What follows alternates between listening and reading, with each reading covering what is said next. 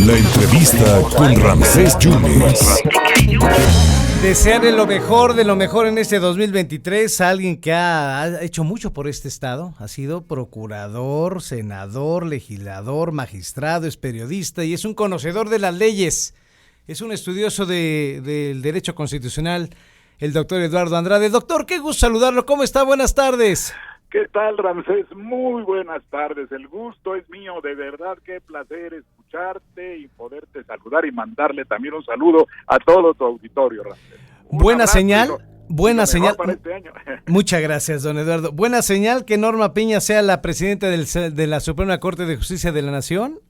Yo creo que sí, Ramsés, es muy importante que llegue una mujer por primera vez a la presidencia de la Suprema Corte.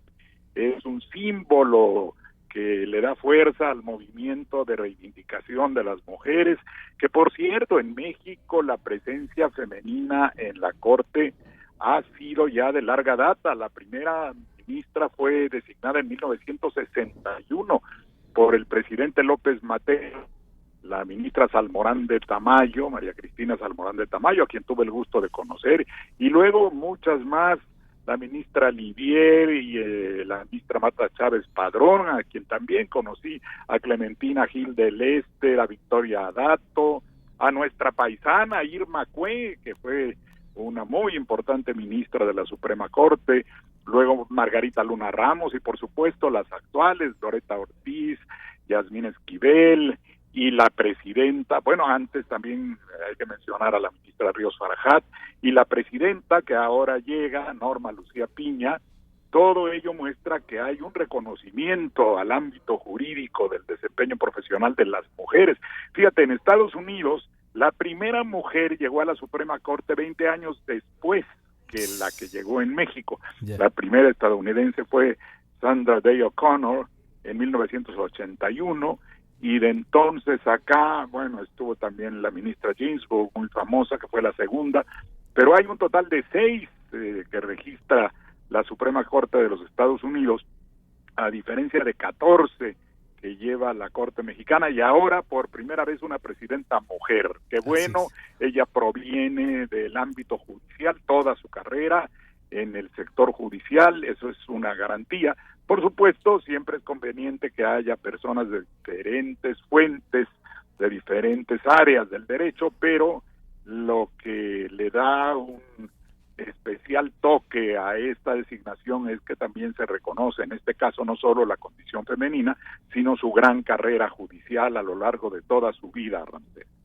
Hoy le preguntaron al presidente que si veía posible la reforma judicial y él dijo, creo que no, desgraciadamente, pero no hay que desistir, ojalá y me equivoque. Eso es lo que dijo el presidente. Mira, yo creo que él, con toda razón, quisiera una reforma más a fondo de lo que se ha logrado hasta ahora, pero seguramente se va a avanzar. Es un problema muy complejo porque, por un lado, en el caso, por ejemplo, del sistema penal, mi impresión es que hemos retrocedido en vez de avanzar con el sistema que se incorporó en 2008. Ahora tenemos más problemas de los que teníamos antes y hay necesidad de simplificar procedimientos. El amparo es bastante engorroso y además se han introducido algunas variantes que hacen muy incierto el derecho, esta idea de que todo se arregle por el artículo 1 de la Constitución y que se hagan valer derechos que no están claros en la propia Constitución, o interpretaciones que pueden ser de buena fe, pero que se salen del marco estrictamente constitucional. Todos esos son problemas que habrá que abordar. Sí. Y lo mismo la organización del propio Poder Judicial Federal, que ha crecido mucho, pero aún así no es lo suficientemente eficiente, ¿no? Así es. Doctor Eduardo Andrade, ¿qué debe hacer la ministra Yasmín Esquivel? Se habló del plagio, si hay plagio, si es de ella, si es del señor Báez.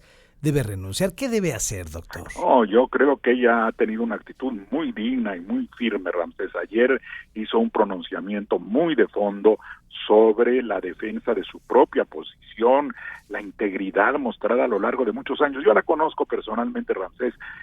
Me tocó, cuando estaba yo como subprocurador en el Distrito Federal, conocerla. Ella era muy joven, trabajaba en otra subprocuraduría, siempre muy esforzada, muy dedicada. Ha hecho una carrera judicial impresionante también, de muy alto nivel. Y el asunto de la tesis es algo que ojalá lo aclare muy bien la UNAM, porque fíjate, el otro personaje que aparece como autor de una tesis idéntica reconoce que había intercambio de documentos, dice que pudo haber recibido algunas ideas de la entonces estudiante a punto de egresar, Yasmín Esquivel. Reconoce que la maestra que dirigía, Marta Rodríguez, intercambiaba información. Eso hay que averiguarlo muy bien, porque hasta puede haber sido un intento de buena fe de la maestra Rodríguez. Quiero hacer lo contrario de los que dicen piensa mal y acertarás. Yo creo que también hay que pensar bien a veces, hipótesis de todo tipo. Decir, bueno, puede ser que en el afán de ayudar a los estudiantes, era una época, y todavía lo es ahora, pero entonces que era el único medio de titulación, significaba un problema bastante complejo para estudiantes que ya trabajábamos, por ejemplo, y el tiempo dedicado a la tesis no era posible sacarlo fácilmente a lo largo de los días. De modo que es probable que tuviera, como lo reconoce el propio autor del otro texto, que intercambiaran información a través de la maestra. Y te quiero decir, a lo mejor hasta de buena fe, ¿no? Pero él dice que no conocía a Yasmín en ese tiempo, pero que sí sabía que había un grupo de estudiantes